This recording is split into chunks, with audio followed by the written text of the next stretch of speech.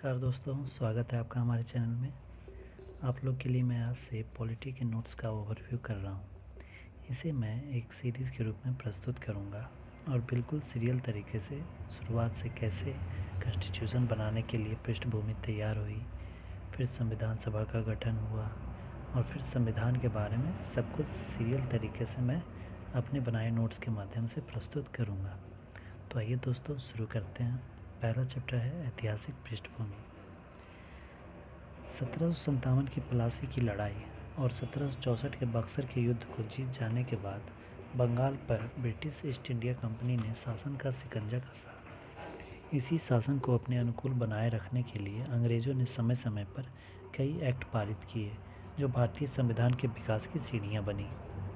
1757 की प्लासी की लड़ाई जीत कर ब्रिटिश ईस्ट इंडिया कंपनी सिर्फ व्यापारिक कंपनी नहीं रहती है, बल्कि वह भारत के बंगाल क्षेत्र पर एक शासक बन जाती है और एक पद का सृजन होता है जिसे बंगाल का गवर्नर कहा जाता है। बंगाल का पहला गवर्नर रॉबर्ट क्लाइव था। इसने ही बंगाल के नवाब सिराजुद्दौला को धोखे से हराया था, जिसमें सिराजुद्दौला के सेनापति मीर जाफ़र ने अंग्रेज़ों का साथ दिया था। यह एक युद्ध नहीं था, धोखा था। इसके बाद 22 अक्टूबर 1764 में फिर अंग्रेज़ों ने तीन बड़ी शक्ति मुग़ल बादशाह शाह आलम द्वितीय, अवध के नवाब शुजाउद्दौला और मीर कासिम को अपने सैन्य बल के दम पर पराजित किया, जिसे बक्सर का युद्ध कहते हैं। इसमें अंग्रेज़ी सेना का नेतृत्व हेक्टर मुनरो ने किया था। इसे अंग्रेज़ों की वास्तविक जीत कहा जाता है। रॉबर्ट क्लाइव ने बंगाल में द्वैध शासन की शुरुआत की थी, जिससे कंपनी बहुत सारा धन बंगाल से लूटकर ब्रिटेन ले जा रही थी, जिससे ब्रिटेन में भी कंपनी के प्रति नज़रिया बदल रहा था। वहाँ एक अराजकता की स्थिति उत्पन्न हो रही थी।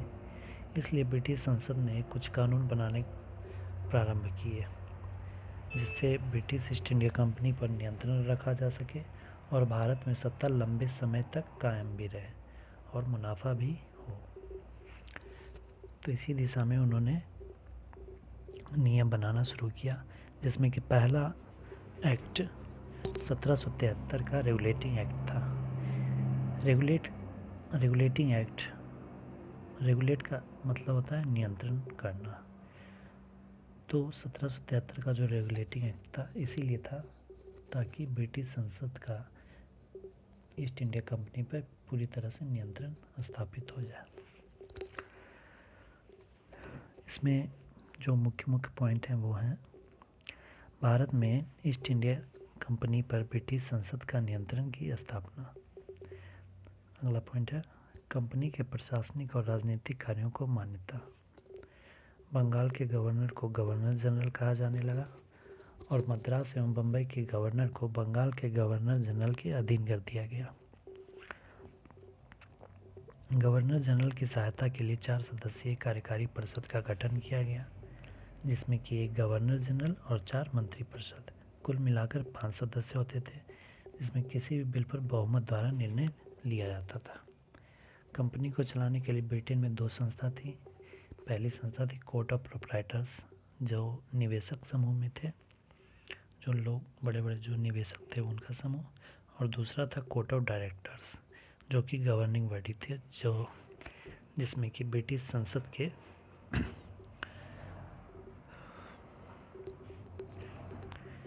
इसमें 24 सदस्य थे, जो कंपनी का वास्तविक प्रधान कहलाते थे। इसी एक्ट के अनुसार 1774 में कलकत्ता में एक सुप्रीम कोर्ट की स्थापना की गई, जिसके पहले जस्टिस सर एलिजा एम्पे को बनाया गया था। इसी एक्ट में कंपनी ने कर्मचारियों को निजी व्यापार करने और भारतीयों से उपहार व रिश्वत लेने पर प्रतिबंध लगा दिया गया था। इसके बाद 1781 का संशोधन अधिनियम आया। ये एक संशोधन अधिनियम था। 1773 में जो एक्ट आए थे उसमें जो कुछ कमियां थी उसी का संशोधन इसमें किया गया था। इसमें मुख्य पॉइंट हैं, इसे बंदोबस्त कानून भी कहा जाता है, एक्ट ऑफ सेटलमेंट। इस कानून ने गवर्नर जनरल तथा काउंसिल को सर्वोच्च न्यायालय के क्षेत्राधिकार से बरी अथवा मुक्त कर दिया गया। कलकत्ता के सभी निवासियों को एससी के अधिकार क्षेत्र के अंतर्गत कर दिया गया।